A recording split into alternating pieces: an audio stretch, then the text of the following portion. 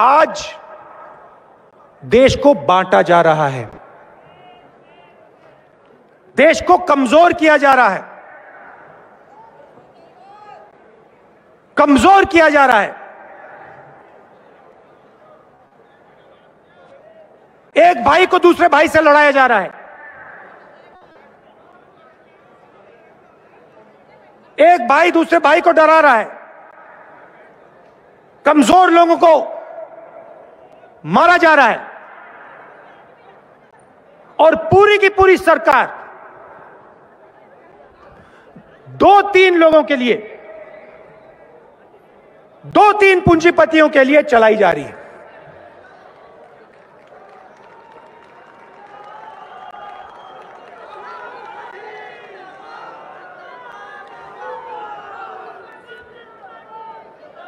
तीन बिल, काले कानून,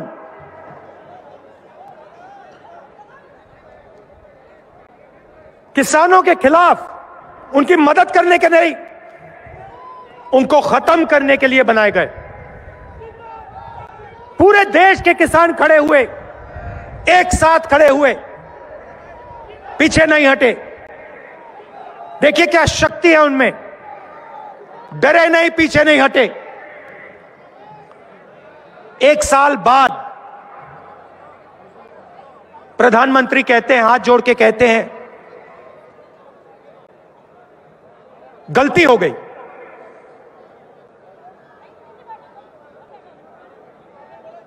माफी मांगता हूं। और फिर माफी मांगने के बाद जो 700 किसान शहीद हुए, उनके बारे में बीजेपी के लोग पार्लियामेंट में कहते हैं कि कोई शहीद नहीं हुआ, एक किसान की मृत्यु नहीं हुई।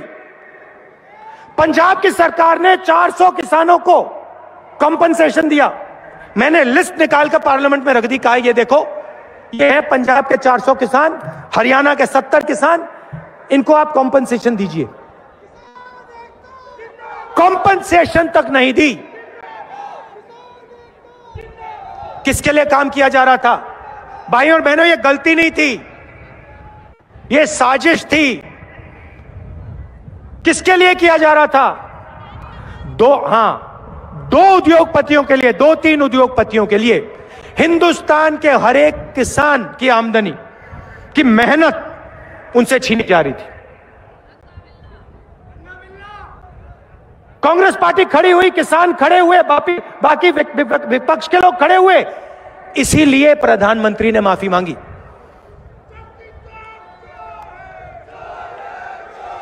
अब सुनिए, ठहरिए, देखिए, डिमोनेटाइजेशन, नोटबंदी, उसके बाद गलत जीएसटी, उसके बाद कोरोना के समय हिंदुस्तान के सबसे बड़े उद्योगपतियों को टैक्स माफ, मगर मजदूरों को बस या ट्रेन का टिकट नहीं दिया। ये क्या हो रहा है और क्यों हो रहा है? भाइयों और बहनों, चाहे वो नोटबंदी हो, चाहे वो गलत जीएसटी हो, चाहे कोरोना में जो सरकार ने एक्शन लिए वो हो, ये तीनों काम हिंदुस्तान के जो छोटे बिजनेस वाले हैं, मिडिल साइज बिजनेस वाले हैं, किसान हैं, मजदूर हैं, इन पर हिंदुस्तान के सबसे बड़े 2-3 पूंजीपति का आक्रमण है। यहां से लोगों का प्लान होता है, क्योंकि उत्तराखंड में आपको रोजगार नहीं मिलता। क्यों नहीं मिलता, यह सवाल आपको पूछना है।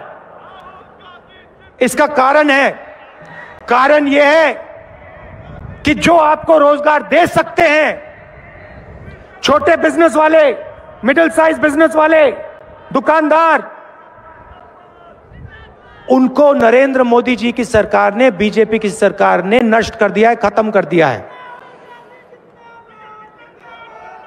नोटबंदी, जीएसटी, ये हथियार हैं भाई और बहनों, ये पूंजीपति के हथियार हैं।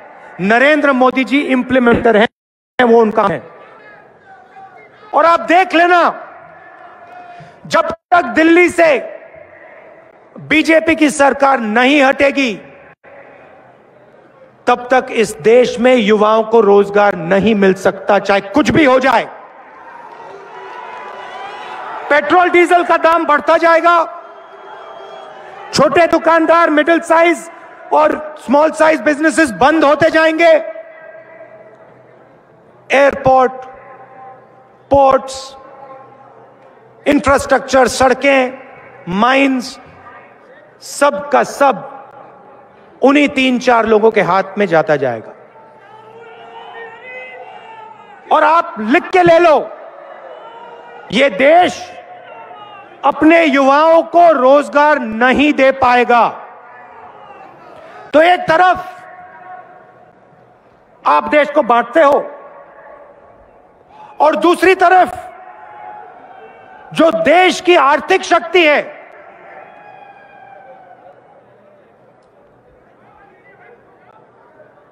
उसको आप नष्ट करते हो। भाइयों और बहनों, यह मत सोचिए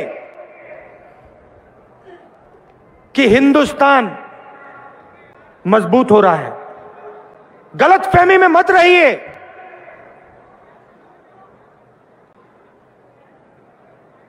हेलीकॉप्टर, हवाई जहाज, तोप से देश मजबूत नहीं होता।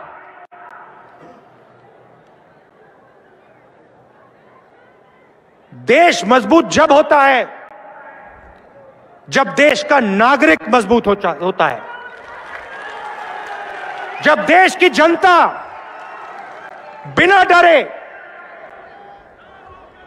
बिना झिझके, बिना घबराए काम कर सकती है, जब देश की आवाज देश में चारों तरफ आसानी से बिना डरे बोल सकती है, तब देश मजबूत होता है। भाइयों और बहनों,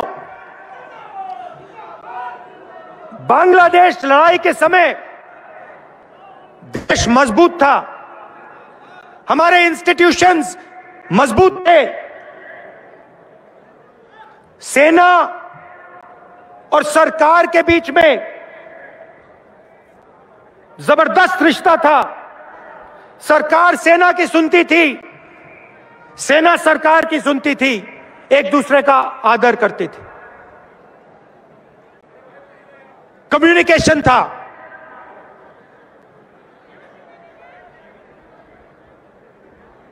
हिंदुस्तान की अर्थव्यवस्था मजबूत थी, इसीलिए पाकिस्तान को 13 दिन में हराया।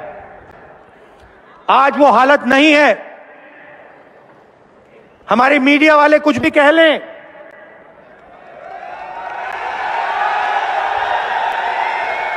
राफेल हवाई जहाज के जितनी भी फोटो दिखा दें, ये कांग्रेस पार्टी में और बीजेपी में फर्क है। हम आपकी कुर्बानी पहचानते हैं, समझते हैं। जो आपने सहा है, हमने सहा है। मैंने आपको बताया, मैं वो दिन कभी नहीं भूल सकता हूं जब मुझे स्कूल में बताया गया कि इंदिरा गांधी जी को 32 गोलियां लगी हैं। मैं भूल नहीं सकता। और वैसे ही उत्तराखंड में हजारों परिवार हैं जिनके घर में फोन आया, पापा शहीद हो गए, चाचा शहीद हो गए। रिश्ता है आपके बीच में, मेरे बीच में, इसलिए मैं खुल के बोल सकता हूं आपके साथ। और आप बोल रहे हो, देखो मैं आपको बताता हूं, मुझे फर्क नहीं पड़ता, मगर देखिए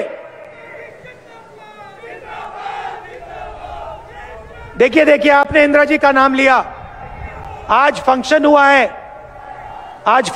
है बांग्लादेश लड़ाई का फंक्शन हुआ है दिल्ली में, उसमें इंदिरा गांधी का नाम तक नहीं है।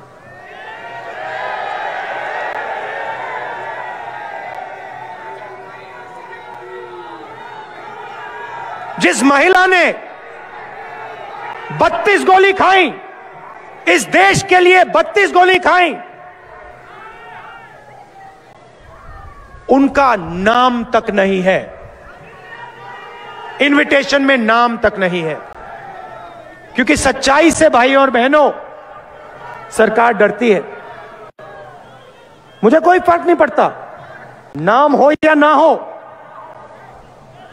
मैं जानता हूं इंदिरा गांधी जी ने इस देश को अपना खून देकर क्या किया, मैं जानता हूं, मुझे समझाने की कोई जरूरत नहीं।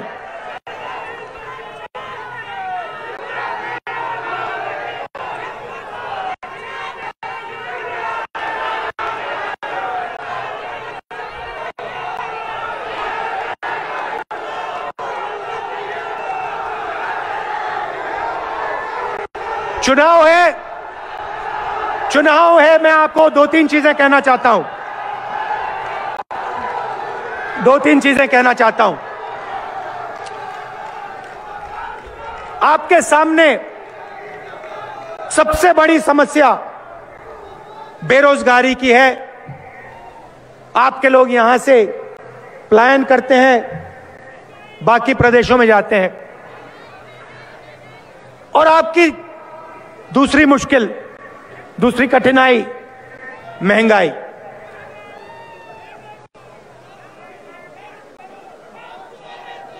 महंगाई के बारे में दो चीजें कहना चाहता हूं। महंगाई क्यों है? देखिए, इंटरनेशनल मार्केट में पेट्रोल तेल के दाम नीचे गिरते जा रहे हैं। हिंदुस्तान में दुनिया में सबसे ज्यादा टैक्स पेट्रोल पे हिंदुस्तान में है। 10 लाख करोड़ रुपए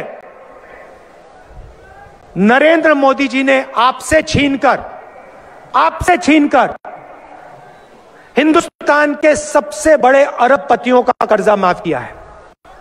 रोज आप याद रखिए, आज जब आप जाएंगे स्कूटर में, गाड़ी में पेट्रोल भरेंगे, तो आप याद रखना, जो आपके जेब में से पैसा निकल रहा है वो हिंदुस्तान के सबसे बड़े अरबपतियों के जेब में सीधा जा रहा है। क्यों जा रहा है? क्योंकि वो 2-3 अरबपति नरेंद्र मोदी जी की मार्केटिंग करते हैं। आपके जेब में से पैसा निकलता है पेट्रोल पंप में, सीधा वो पेट्रोल पंप से इनके जेब में जाता है, और ये नरेंद्र मोदी जी की मार्केटिंग नरेंद्र मोदी जी के लिए करते हैं। आपने देखा होगा गंगा में बहुत लोगों ने स्नान किया, मगर ऐसा लगता है कि इतिहास में सिर्फ एक व्यक्ति ने गंगा में स्नान किया है, वो नरेंद्र मोदी, और किसी ने नहीं किया। बस एक व्यक्ति।